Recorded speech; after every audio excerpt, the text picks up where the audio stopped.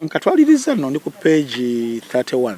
Byosomyeko bye bitambula ku social media baffe bye twawulirako just byebisigadde Kisinzira kike mwawulira naye these are the kind of books omuntu ow'emmeeme entono ky'atasobola kusoma kuba Irene yakoze ekitakoleka n'adifyinga norms ezaffe eza omuzadde tasobya. Abamu mu families tukoleddwa ebintu bingi, abantu abamu bastepu basenga, naye cases of omwana ne maama ziba ntono. Kati wowulirayo keemu wala yennyamiza kati yeeno ey'omwana ne maama akedde ku makya n'akusindika n'abeera ng'asobola okukola ebintu Irene bye yawandiise muno, n'abeera ng'akuwala n'olw'omusajja olwa taatawo.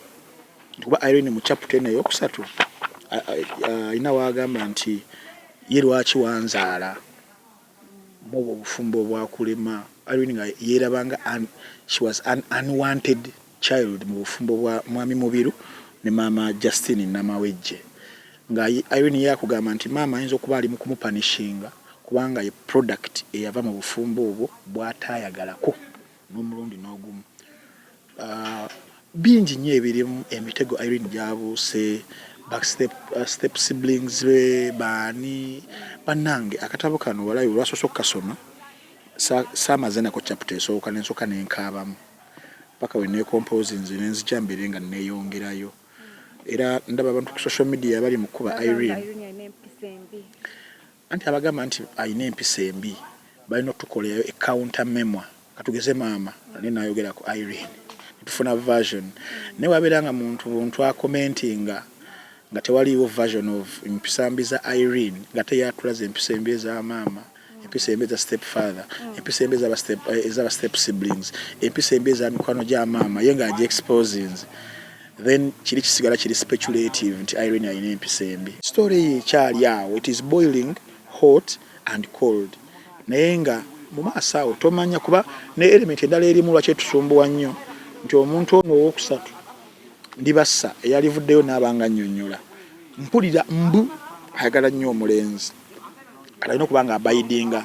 Oli wamugamba nti Wolan gy'olibeera eyo oli wankukutu ajja kusigala wankukutu, tayinza kuteekawo mbeera erabisa bano ababiri nga bo ba public figures oba okitegeera.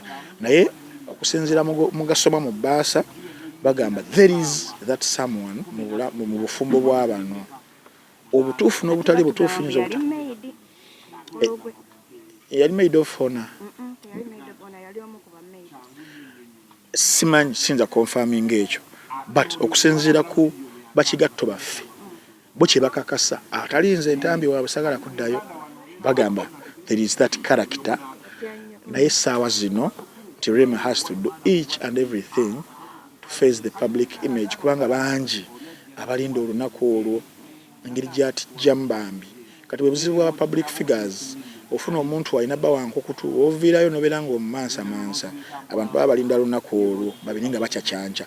Naye tulina okuddayo ku kiri eky'Obuyisiraamu nti Hajj oba nabeera Hajj Maasawo nti Hamza asobola okubeera ne number 1 era gwayina gwe yavaayo nafuna number 2 Rema nabeera nga ye mupya, so kisobokera ddala even if it is not now